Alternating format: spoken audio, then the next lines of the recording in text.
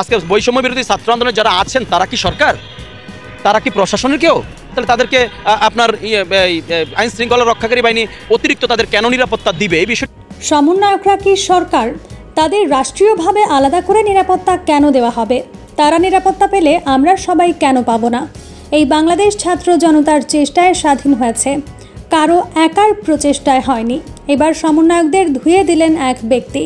বর্তমানে দেশের বিভিন্ন স্থানে মত বিনিময়ের সভা করছে সমন্বয়করা। তুমুল জনপ্রিয়তার পরেও তাদের প্রতিটি সভায় হাতাহাতির ঘটনা ঘটছে। কোথাও আবার সমন্বয়কদের অপমান করে বের করে দেওয়া হচ্ছে। আর এসব কারণে এখন থেকে রাষ্ট্রীয়ভাবে সরকারি নিরাপত্তা পাবে সমন্বয়করা। সরকারি কোনো ব্যক্তি না হয়েও সরকারি নিরাপত্তা পাওয়ার ব্যাপারটি নিয়ে এবার প্রশ্ন তুলছে সাধারণ মানুষরা।